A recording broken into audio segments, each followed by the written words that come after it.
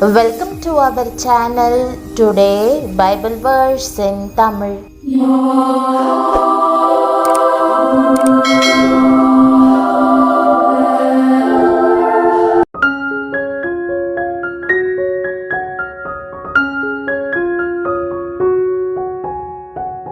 இன்றைய வசனம் சங்கீதம் 122:7.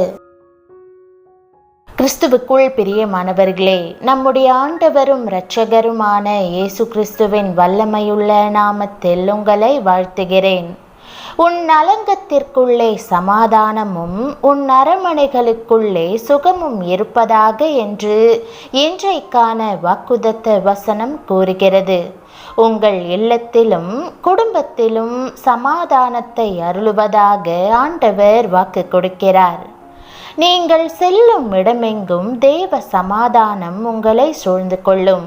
அவர் சமாதானத்தோடு சுகத்தையும் அருளுவார். வீடுகளை கட்டி அவைகளில் குடியிருப்பார்கள். திராட்சை தோட்டங்களை நாட்டி அவைகளின் கனியை புசிப்பார்கள் என்று வேதம் கூறுகிறது. மேலும் என் ஜனம் சமாதான தாபரங்களிலும் நிலையான வாசஸ்தலங்களிலும் அமைதியாய் தங்கும் இடங்களிலும் குடியிருக்கும் என்று வேதத்தில் வாசிக்கிறோம். நாம் சமாதானத்தோடு வாழும்படி தேவன் விரும்புகிறார். நம்முடைய அலங்கம் சமாதானத்தினால் நிறைந்திருக்க வேண்டும் என்று விரும்புகிறார். நாம் குடும்பத்தில் உள்ள அனைவருடனும் சமாதானமாக இருக்க வேண்டும் என்று தேவன் உங்களுக்கு அளித்துள்ள வாக்குறுதி இதுவே. உங்கள் பிள்ளைகளின் பாதுகாப்பை குறித்து நீங்கள் கவலைப்பட்டு கொண்டிருக்கலாம். ஒருவேளை அவர்கள் உங்களை விட்டு தூரமாக பயணம் செய்யலாம், அல்லது நீங்கள் அவர்களை விட்டு வெகு தொலைவில் வசித்து வரலாம். இது இயல்புதான். நம்முடைய பிள்ளைகள் பத்திரமாக இருக்க வேண்டும் என்று நாம் அக்கறையாக இருக்கிறோம். ஆண்டவர் உங்கள் பிள்ளைகளை பாதுகாப்பதோடு உங்களுக்கும் அவர்களுக்கும் சமாதானத்தை தருவதாக வாக்கு கொடுக்கிறார். நான் துன்பத்தின் நடுவில் நடந்தாலும் நீர் என்னை உயிர்ப்பிப்பீர். என் சத்துருக்களின் கோபத்துக்கு விரோதமாக உமது கையை நீட்டுவீர். உமது வலது கரம் என்னை ரட்சிக்கும் என்று வேதம் கூறுகிறது. இந்த உலகில் அநேகந்தரம் தொல்லைகளும் இக்கட்டுகளும் நம்மை சூழ்ந்து கொள்கின்றன. ஆனாலும் நம் தேவன் இவ்வுலகை காட்டிலும் பெரியவராக இருக்கிறார். நம்மை சுற்றிலும் நடக்கும் எல்லாவற்றையும் அவர் அறிந்திருக்கிறார். நமக்கு தேவையான சமாதானத்தையும் பாதுகாப்பையும் அவர் தருவார். சமுதாய அக்கறையுள்ள ஒரு பெண் சாலை ஓரத்தில் வசிக்கும் சமுதாயத்தை சேர்ந்த மக்களை சந்திக்க ஆசைப்பட்டாள். ஒரு நாள் அங்கு சென்று உங்கள் மனைவிமாரையும் பெண் பிள்ளைகளையும் எப்படி பாதுகாக்கிறீர்கள் என்று அவர்களிடம் கேட்டாள். அவர்களை பாதுகாக்கும்படி இரவில் மணிக்கொரு முறை ஆள் மாற்றி மாற்றி விழித்திருப்பதாக அவர்கள் கூறினார்கள். உறங்காமல் விழித்திருக்க அவர்கள் முயற்சித்தாலும் துர்பாக்கியமாக குழந்தைகள் கடத்தப்பட்டு கொண்டே இருக்கிறார்கள். நாம் எவ்வளவு முயற்சித்தாலும் தினமும் நம்முடைய பிள்ளைகளின் பாதுகாப்புக்காக தேவனையே நம்ப வேண்டும். நம்மையும் நம் பிள்ளைகளையும் பாதுகாப்பதாக ஆண்டவர் வாக்கு பண்ணியிருக்கிறார். ஆகவே நம்முடைய குடும்பங்களில் தேவ சமாதானமும் பாதுகாப்பும் விளங்கும்படி ஜெபிப்போம். நீங்கள் சமாதானத்தை எப்படி கண்டுபிடித்து அதை அனுபவிக்க முடியும்? உம்மை உறுதியாய் பற்றி கொண்ட மனதையுடையவன் உம்மையே நம்பியிருக்கிறபடியால் நீர் அவனை பூரண சமாதானத்துடன் காத்து கொள்வீர் என்று வேதம் கூறுகிறது. இயேசு கிறிஸ்துவே சமாதான பிரபு என்றும் வேதம் கூறுகிறது.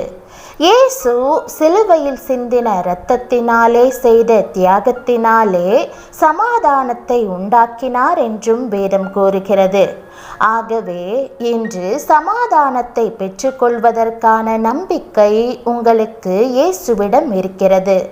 பிரியமானவர்களே, இயேசுவின் சமாதானம் உங்களுக்குள் வரும்போது நீங்கள் இவ்வுலகில் பாதுகாப்பாய் உணருவீர்கள். ஆண்டவராகிய இயேசு உங்கள் வாழ்க்கையை முழுவதுமாக ஆளுகை செய்வார். சகலமும் நன்மைக்கேதுவாகவே நடக்கும். புயலின் கடலின் நடுவிலும் இயேசு நின்று, இறையாதே அமைதலாயிரு என்று கூறுவார். சீரும் புயல் அமரும், படகு மறுகரையை அடையும்.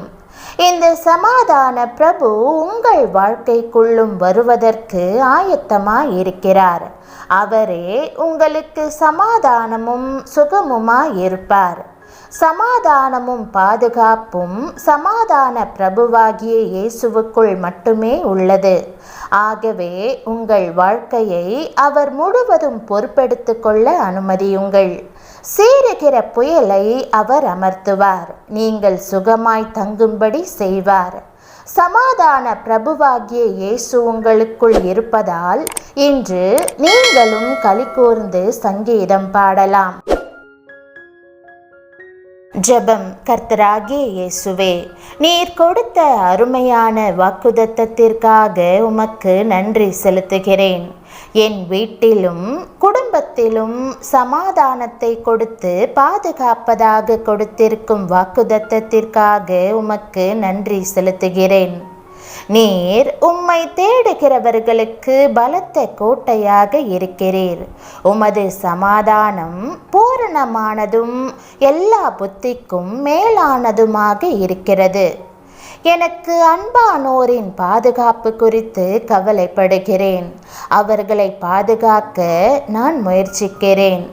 ஆனாலும் நீர் அருளும் பாதுகாப்பே திடமானது. நீர் உறங்காமலும் தூங்காமலும் என் மேல் கண்ணோக்கமாயிருக்கிறீர் என்று விசுவாசித்து என்னையும் என் குடும்பத்தினரையும் உம்முடைய அன்பின் பராமரிப்புக்குள் ஒப்படைக்கிறேன். நீர் உண்மையுள்ளவராக இருப்பதற்காக உம்மை ஸ்தோத்திரிக்கிறேன். என்னையும் என் குடும்பத்தினரையும் எல்லா தீங்குக்கும் இழப்புக்கும் ஆபத்துக்கும் விலக்கி காத்து உமது சமாதானத்தை தருவதாக நீர் வாக்கு பண்ணுவதால் களி கூர்ந்து மகிழ்கிறேன். என்னுடைய பாவங்களுக்காக உம்முடைய விலையேற பெற்ற இரத்தத்தை சிலுவையில் சிந்தியதற்காக உம்மை ஸ்தோத்திரிக்கிறேன். ஆண்டவரே, என்னை உம்முடைய இரத்தத்தினால் கழுவி என் பாவங்கள் எல்லாவற்றையும் அகற்ற வேண்டும் என ஜெபிக்கிறேன். எந்த பாவமும் இருளும் என்னில் காணப்படாதிருப்பதாக. குமாரன் விடுதலையாக்கினால் மெய்யாகவே விடுதலையாவீர்கள் என்று உம்முடைய வசனம் கூறுகிறது.